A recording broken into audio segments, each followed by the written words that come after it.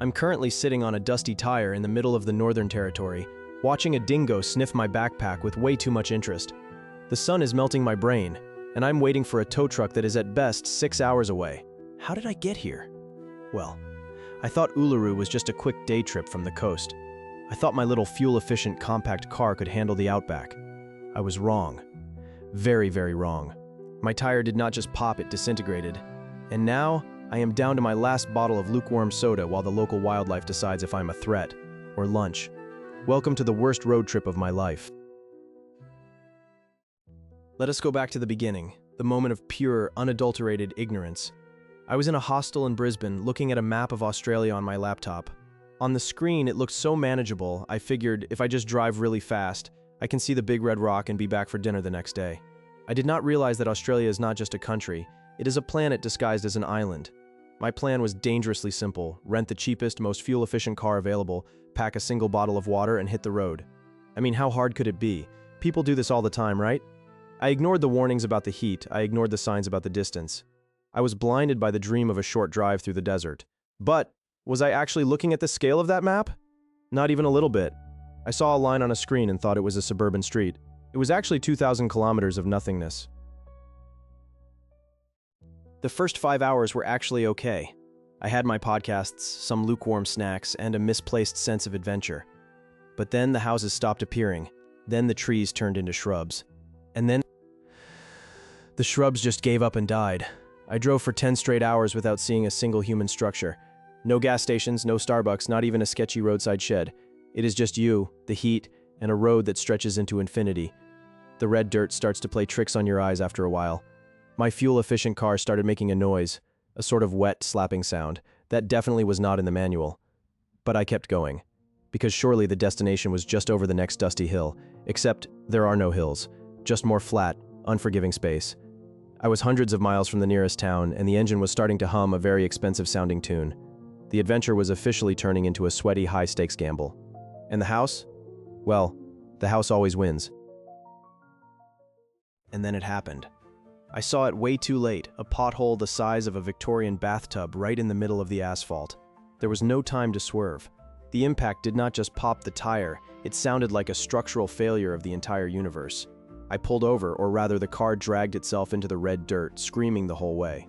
When I finally stopped and got out, the front left tire was not just flat, it had literally disintegrated.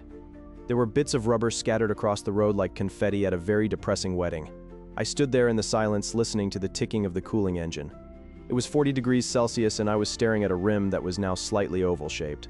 But hey, I had a spare. I was a prepared traveler, or so I thought until I opened the trunk and felt my soul leave my body. You see, the universe has a very cruel sense of humor when you're alone in the desert. I pulled out the spare tire with a triumphant grin that lasted exactly 3 seconds. It was flatter than a pancake.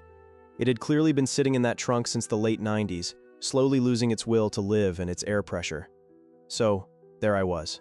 One disintegrated tire, one useless spare, and a car that was now a very expensive paperweight. I checked my supplies. One bottle of soda that was now the temperature of hot tea, and half a pack of melted chocolate. That was it. That was my survival kit. I checked my phone. The nearest mechanic. According to my fading global positioning system signal, he was in a completely different time zone. I was not just lost, I was geographically irrelevant. And that is when the silence really started to set in. It is a heavy, physical thing, the silence of the Outback. It makes you realize how small you are, and how big of an idiot you have been. But could things actually get any worse, naturally? That is when my new dingo friend arrived. The dingo didn't do much. He just sat there, looking at me with a mix of pity and hunger. We waited together for hours. I finally managed to get a satellite call through to a specialized desert recovery service. The man on the other end didn't even laugh when I told him where I was. He just gave me a price that made my eyes water more than the heat did. I realized then that I wasn't just paying for a tow truck. I was paying a stupidity tax for every single mile I had underestimated this continent. I sat back down on the dead tire and watched the sun start to dip. The colors were beautiful, vibrant oranges and deep purples, but all I could see was the dollar signs flying out of my bank account. It took 6 hours for the dust cloud to appear on the horizon. When that truck finally showed up, I almost hugged the driver. He looked like he'd been carved out of beef jerky and spent his life rescuing idiots like me. But was he going to give me a discount because I was a traveler? Not a chance. The tow truck was huge, covered in bull bars and red dust. It made my little rental car look like a toy. The driver loaded it up with the efficiency of a man who does this 3 times a day. The ride back to civilization was the longest, most expensive journey of my life. We did not talk much. The roar of the truck engine filled the cab, and I just stared out the window at the land that had just defeated me. When we finally reached the small outpost with a mechanic, he handed me the bill, $2,000, to put that in perspective. That is more than my entire flight from London to Sydney. It is more than my rent. It is more than my dignity is worth. I paid it with a trembling hand, realizing that the cheap road trip had just become the most expensive mistake I have ever made. The Red Center had chewed me up and spat me out and then charged me for the privilege. But at least I was not being sniffed by a dingo anymore. So here is the pro tip. The Red Center is not a day trip. It is a wilderness that wants to eat your tires and your bank account. If you do not have 2 spare tires, a jerry can, and a satellite phone, stay on the tour bus. My bank account is currently screaming, but at least I'm alive to tell the story. Thanks for watching my latest disaster. Hit that subscribe button for more glorious failures. See you next time.